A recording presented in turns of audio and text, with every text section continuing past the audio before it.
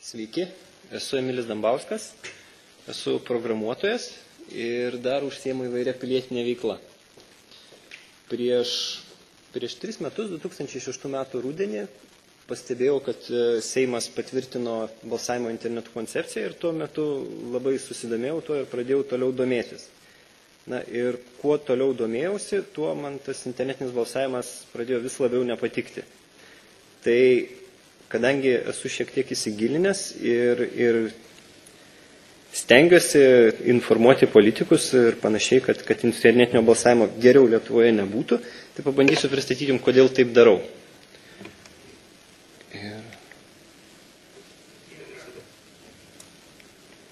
Taip.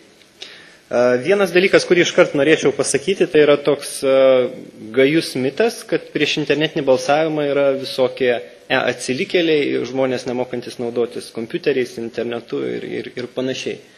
Tai iš tiesų yra netiesa ir diskutuojant apie internetinį balsavimą tiesiog reikėtų suprasti, kad šis klausimas yra kontroversiškas ir jis yra kontroversiškas visam pasaulyje. Galbūt išskyrus Estiją. Nes visam pasaulyje, pradedant valdžiai kalbėti apie tai, kad reikėtų įvesti elektroninį balsavimą arba internetinį balsavimą, staiga atsiranda visokių pilietiškai aktyvių informacinių technologijų specialistų, saugumo specialistų ir panašiai, kurie pradeda visaip aktyviai veikti, kad tokio balsavimo jų šalyje neįvestų. Ir tiesiog galiu pateikti keletą pavyzdžių. Yra Jungtinėse Amerikos valstijose buvo Gynybos departamento užsakymų kurta sistema Serve, kuri vadinasi, ir tiesiog ten buvo suburta grupė mokslininkų ir paskiau iš jų 4 pasitraukė iš tos grupės ir padarė atskirą pareiškimą, kurį galima matyti internete, nurodytų adresu, ir ten yra parašyta, kad tiesiog šiuo metu nėra pakankamai technologinių galimybių, kad būtų galima balsavimą organizuoti internetu ir tiesiog, kad nereikia su to eksperimentuoti, nes galima prisieksperimentuoti iki negerų dalykų. Taip pat yra ir kitų žinomų specialistų IT saugumo rizikų, kriptografijos srityje, kurie pasisakė. Tai Peter Neumannas, Bruce Schneideris, kuris, tarkim, tarp IT specialistų išvis žinomas kaip kriptografijos toks vienas žinomiausių specialistų. Taip pat čia tiesiog dalykai, kuriuos aš išsiaiškinau domėdamasis internetiniu balsavimu, tai kas vyksta pasaulyje.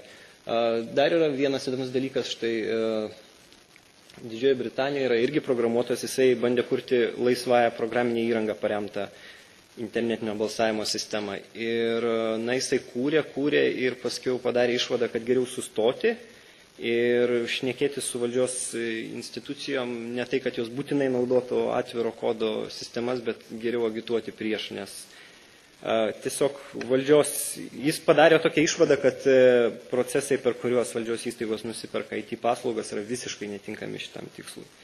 Taip pat įdomus dalykas, Olandijoje buvo ir eksperimentuojama su internetiniu balsavimu ir buvo įvestas elektroninis balsavimas. Elektroninis balsavimas yra, kai balsuojama rinkimų apylinkėje prie kompiuterio ar prie specialaus kompiuterio kažkokio balsavimo mašinos. Tai tuomet irgi Olandijoje atsirado IT specialistų grupė, jie pasivadino Mes nepasitikime balsavimo kompiuteriais. Ir kadangi jie tikrai geri programuotojai specialistai, tai jie sugebėjo nacionalinėje televizijoje pademonstruoti, kaip tie kompiuteriai realiai, kiek jie yra nesaugus, ir po to Olandija atsisakė elektroninio balsavimo. Taip pat įdomus pavyzdys Suomijoje, štai prieš porą metų vyko savivaldybių rinkimai ir tiesiog buvo eksperimentuojama su elektroniniu balsavimu ir buvo tam tikrų klaidų ir po to dėl tų klaidų teko rinkimus kartoti. Štai prieš elektroninį balsavimą tenai pasisakė tokia organizacija Electronic Frontier Finland, kuri rūpinasi visai iš esmės ne elektroniniu balsavimu kažkokiu, bet tai kaip technologijos veikia visuomenė ir visus kitus dalykus, daugiausia IT specialistų. Kanadoje yra organizacijų. Lietuvoje,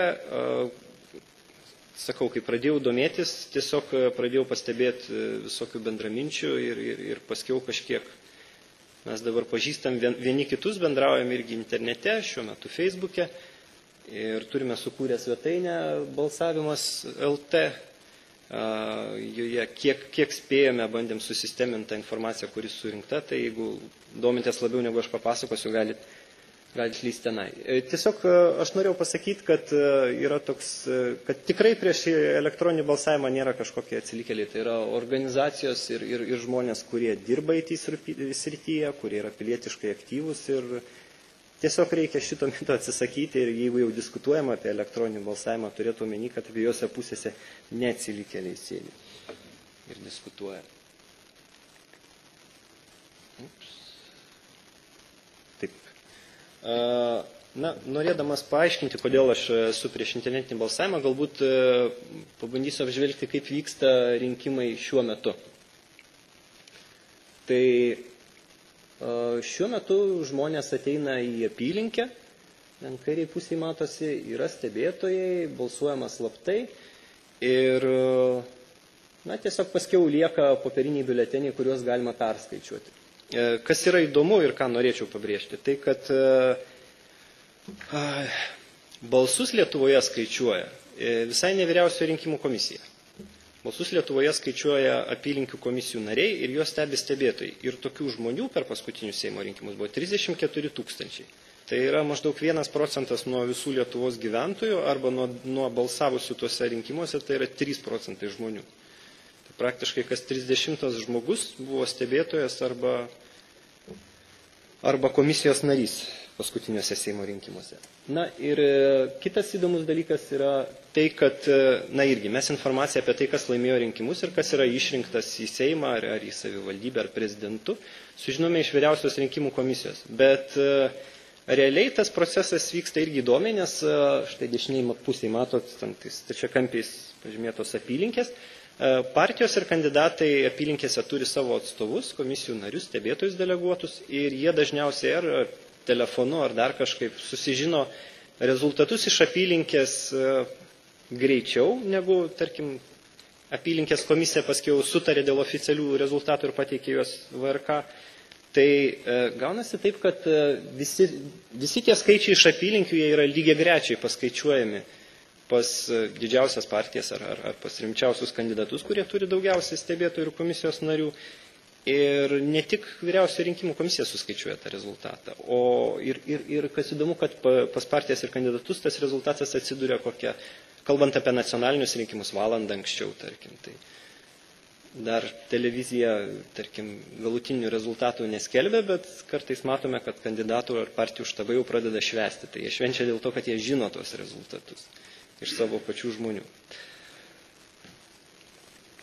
Tai va, ir tiesiog norėčiau pabrėžti, kad skaičiuoja balsus ne valdininkai šiuo atveju, o patys piliečiai, deleguoti partijų, bet, tarkim, nematau, dėl ko negalėtų visuomeninės organizacijos jų deleguoti.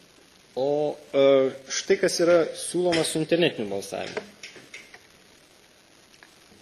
Su internetiniu balsavimu yra siūloma žmonėms balsuoti iš namų ar iš darbovietės ir jų balsai keliautų internetu, nukeliautų vyriausios rinkimų komisijos serverius ir tada jau būtų paskaičiuojamas kažkoks rezultatas. Tai kuo man neįtinka toks variantas?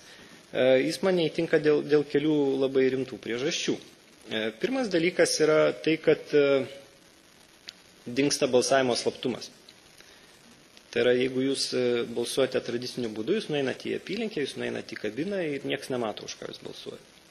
Ir tuo yra rūpinamisi, kad nieks nematytų ir netgi jūs negalėtumėt parodyti kažkam, kaip balsuojama. Tuo tarpu balsavimas internetu, štai turim kompiuterių čia ant stalo, galima balsuoti taip, kad net visi ant ekrano matytų, jeigu labai reikia.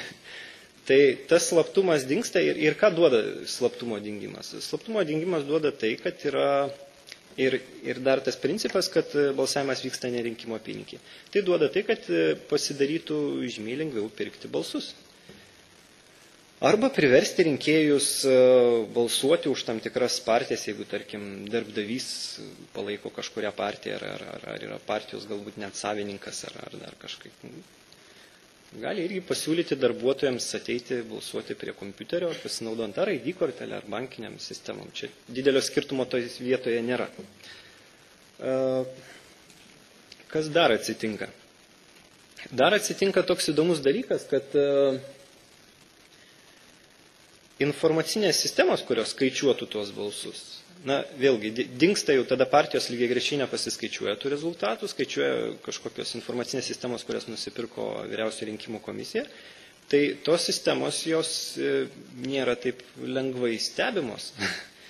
Na, tiesiog mes galime matyti tai, kas matosi kompiuterio ekrane, galime kažkiek irgi kažkokių parametrų pastebėti daugiau, bet iš esmės tų elektronų, kurie tenai skaičiuoja vienetukus ir nuliukus, mes nematome. Ir toj vietoj gali atsitikti įvairių dalykų, gali, tarkim, na taip, grėsmės yra dvi, kaip šneka specialistai. Viena grėsmė yra iš išorės, kad gali būti bandoma sistemą nulaužti ir tarkim, trukdyti Lietuvos žmonėms balsuoti internetu.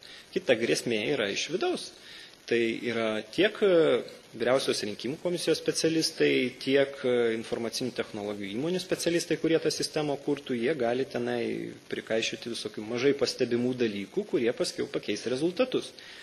O kadangi biuletenių popierinių kaip ir nelieka, tai paskiau atsekti, kur ten kas pakeista, pasidaro praktiškai labai sudėtinga ir sunku. Tai, na, yra tokia sistema siūloma ir siūloma kažkaip nukreipti per vieną kanalą, kuris nepatikrinimas ir nestebimas. Tai čia matau vieną iš didelių galbūt kaip, nežinot, kaip IT specialistui, tam tikram man nėra tas žodis internetas kažkuo stebuklingas, tai aš taip pasižiūriu paprastai ir pamatau, kad toj vietoj būtų sudėtinga stebėti. Tai galima palyginti, būtų palyginti internetinio balsavimo sistemą su balsavimu, tarkim, telefonu. Tai pagalvokit, jeigu balsavimas vyktų taip, kad jūs tiesiog prisiskambinat į Vyriausiąją rinkimų komisiją, pasakot savo vardą, pavardę, galbūt kokį nors slaptą kodą, dar kažką, paskui jūs sujungia su kita operatorė ir sako, už ką balsuosite, nes sakot, aš balsuosiu už kandidatą A, tarkim, ar kandidatą B. Ir paskui sako, gerai, ačiū. Tai ar galima tokia sistema pasitikėti, yra klausimas, jeigu jinai yra mažai stebima, jeigu gali aplinkui žmonės girdėti, už ką jūs balsuojate ir panašiai. Dabartinė sistema jinai yra ir stebima, ir patikrinama. Tai be šitų dviejų tokių didelių trūkumų, kad tiesiog yra paslepiamas tas skaičiavimo procesas. Yra ir daugiau dalykų, kurie išlenda, kai pradedi daugiau giliau domėtis šitą problemą, skaityti, ką žmonės apie tai rašo, aktyvūs piliečiai, kurie irgi domisi internetiniu ar elektroniniu balsavimu. Tai kaip aš minėjau, šiaip demokratiniuose rinkimuose vienas svarbiausių principų yra slaptas balsavimas, jis netgi Lietuvos Respublikos konstitucijoje yra prie kiekvieno rinkimų straipsnio, kad balsavimas turi būti slaptas. Tai slaptumas dingsta balsuojant prie kompiuterio, bet kur. Na, kitas dalykas, irgi minėjau, skaičiavimas, atviras, tai, kas skaičiuojama apylinkėse, irgi stebėtojai gali stebėti matom. Kompiuterio viduje stebėti yra labai sudėtinga, jeigu iš vis įmanoma iki galo. Galima perskaičiuoti popierinius biuletenius. Štai turėjome kažkada prieš kiek jau čia daugiau negu 10 metų, turėjome prezidento rinkimus, kur galutinis rezultatas skiriasi tarp kandidatų keliais tūkstančiais balsų. Tai kelis tūkstančius balsų, esant dideliam aktyvumui internetinio balsavimo, nusukti vieną ar kitą pusę galbūt įmanoma. Ir kas tuomet atsitinka, tuomet laimėtų kitas kandidatas ir būtume turėję visai kitą prezidentą, pasikeistų Lietuvos istorija. Tai nėra toks smulkus dalykas. Na, taip, minėjau, balsus yra lengviau pirkti, štai, bediskutuojant ir besiginčiant ir su bendraminčiais diskutuojant, tiesiog pagalvokime apie tokį variantą, kadangi balsavimas vyksta ne rinkimų apylinkėje, tai vyksta bet kur, tai tas žmogus, kuris nori nusipirkti balsų savo partijai ar kandidatui, jisai gali kokioj uždaroj patalpoj suorganizuoti šventę, renginį su